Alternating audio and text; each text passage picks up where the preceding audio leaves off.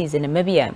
The Namibian government has recognized the San, Ovatue, Ovatjimba and Ovazemba groups as particularly marginalized. Joining us on the line is the lead organizer of the conference, Beverly Silas-Garas, the NYC Board Director and representative from Marginalized Communities on the NYC Board. Beverly, good evening and welcome to the Daily Roundup. Good evening. Thank you for having me. Beverly, what necessitated the National Youth Council to host, a conference for the marginalized youth in the country?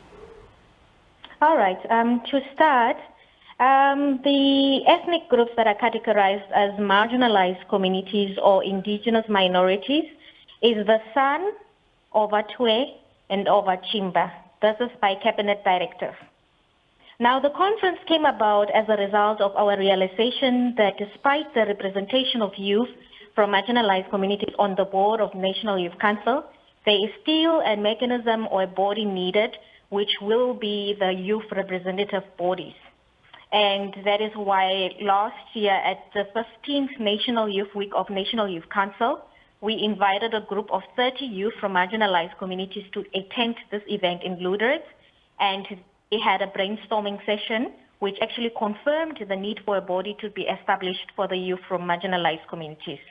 Then moving forward, the council engaged a sensitizing and consultating campaign with traditional authorities in the regions where these traditional authorities from marginalized communities are actually existing. We did consult them, we did sensitize them of the proposed youth organization. And after consultations and their agreement, that is when the concept known was drawn up and shared with Ministry of Gender, Equality, Poverty Eradication and Social Welfare, the Division for Marginalized Communities. And thereafter, we sought partnership with the United Nations Department of Social Affairs, UNDESA. Beverly, what are some of the issues that are faced by youth in these marginalized or indigenous minority groups that you believe require immediate attention? Some of the issues faced are low levels of education, and there have been interventions by government to fund students to study.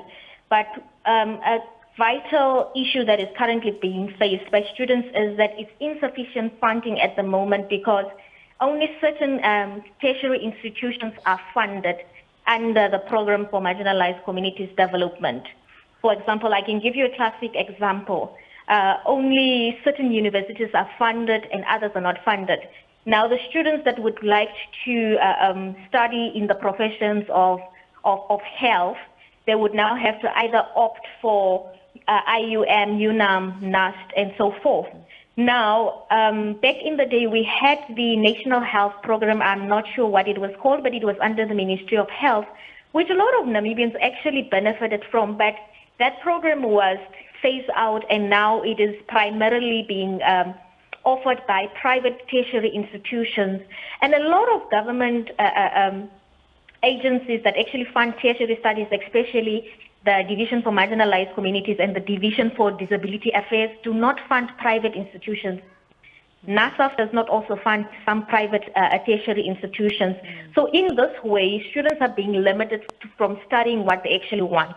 Another problem is, apart from being funded your education, students are provided with an allowance that is to now take care of their meals and their necessities, which is transport and toiletries. But at the end of the day, for the duration of the study course, the students do not have study materials or even laptops to type on. And at most times, students are discouraged from having dual sponsorship. You would find those that have dual sponsorship, and they will be asked at the end of the day to choose between the sponsorship they are receiving from the Division of Marginalized Communities and probably a private donor, which at the end disadvantages them. Apart from the low levels of education, we have a high unemployment rate, which is honestly alarming even generally among the youth. We have a lack of culture to accumulate and keep assets. And this is due to the nomadic lifestyle that marginalized communities lived and still live by. And that's why it's very important to come up with interventions that are not one size fit, but that speak to each and every community's need at the time.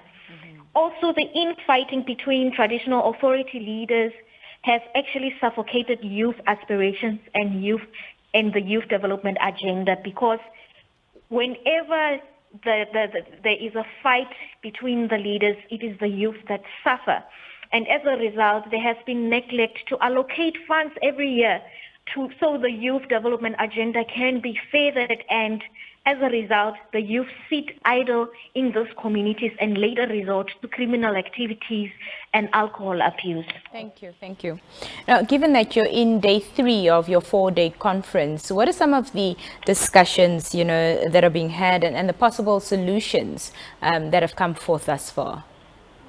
All right. We had presentations from various arms of government in order for the delegates to also understand what roles various arms of government play, and also for this arms to understand that the plight of marginalized communities is not a Ministry of Gender Division of Marginalized Communities issue only.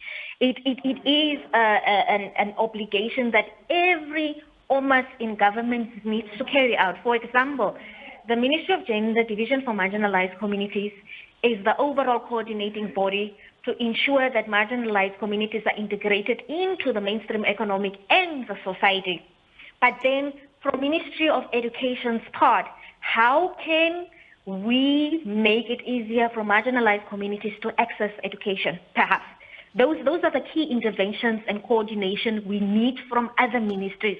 From Ministry of Home Affairs, how do we ensure in the strategic actions and plans of Ministry of Home Affairs to ensure that no member from marginalized communities is without national documents? Mm-hmm. So it was very critical to also bring it to the delegates that almost have a big responsibility to play in the integration of marginalized communities, but also teach them the hierarchies of how government works and how the ministries work and who they can actually approach when they have concerns.